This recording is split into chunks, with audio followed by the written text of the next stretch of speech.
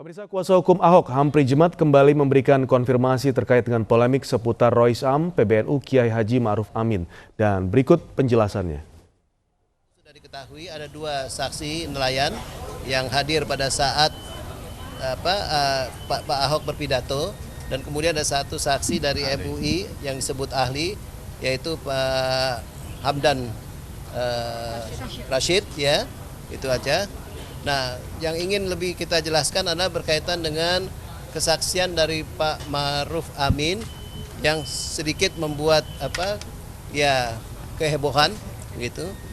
Jadi begini teman-teman pers, apa yang ditanyakan oleh penasihat hukum, dalam hal ini kebetulan saya, pada saat sidang ke-8 kemarin kepada saksi Kiai Haji Ma'ruf Amin, itu tidaklah bisa dilihat hanya sepotong-sepotong saja, berkaitan terutama dengan pertanyaan terakhir mengenai adanya komunikasi Pak SBY kepada Pak Ma'ruf Amin, ya. Kita harus melihat secara keseluruhan pertanyaan yang terkonstruksi pada waktu sidang kemarin.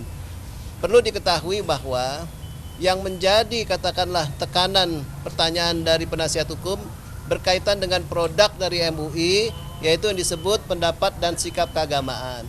Tentu dalam hal ini penasihat hukum ingin tahu kenapa yang dikeluarkan itu pendapat dan sikap keagamaan dan bukan fatwa. Karena kalau fatwa itu sangat jelas dan cukup terinci, ya, diatur dalam buku pedoman penyelenggaraan organisasi MUI begitu.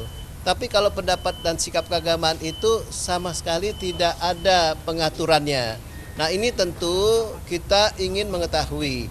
Dan memang kemarin terungkap dari apa yang disampaikan oleh Pak Kiai Haji Ma'ruf Amin, ya, bahwa ya untuk pendapat dan sikap keagamaan itu baru pertama kali dalam sejarah MUI itu dikeluarkan.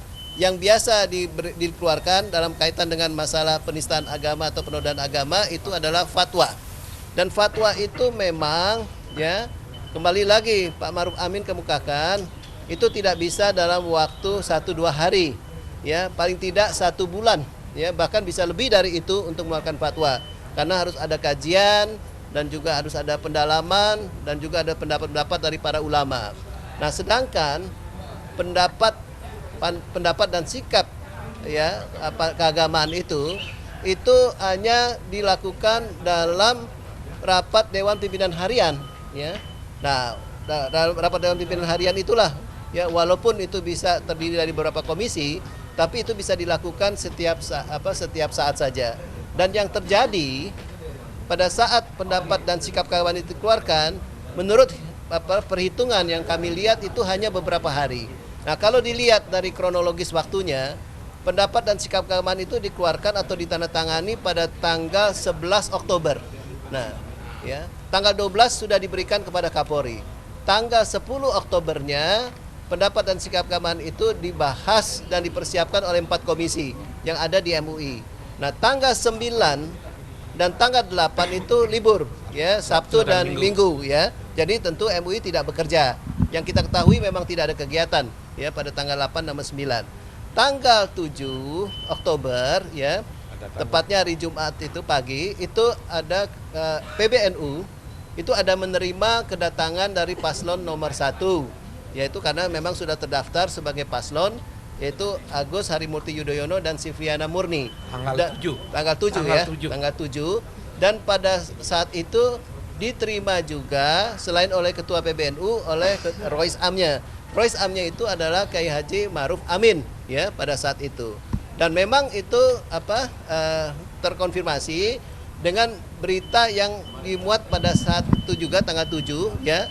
Ada beberapa berita yang menyatakan bahwa Pak Ma'ruf Amin sendiri menyatakan bahwa memang, ya, katanya dia sudah mendapat telepon dari Pak SBY untuk itu. Hanya itu saja memang, ya, tidak nyatakan teleponnya untuk apa, tapi dalam konteks memang menerima kedatangan daripada paslon nomor 1 begitu, ya. Nah, jadi berkaitan dengan itu semuanya, tentu kita mempertanyakan, ya, kenapa bisa timbul pendapat dan sikap keagamaan ini? Karena kemarin pada waktu diminta penjelasannya kepada Pak Ma'ruf Amin, beliau menyatakan ya proses untuk pendapat dan sikap keagamaan itu sudah dimulai tanggal 1 Oktober dengan ya untuk melakukan penelitian dan juga investigasi. Nah, ini tentu menarik perhatian kita.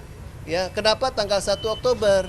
Padahal ya mulai adanya katakanlah pemberitaan mengenai soal penistaan atau penodaan agama ini ya itu tanggal 5 Oktober, yaitu pada waktu mulai muncul itu ya video pidato tersebut termasuk yang hasil editan yang dilakukan oleh pihak tertentu begitu.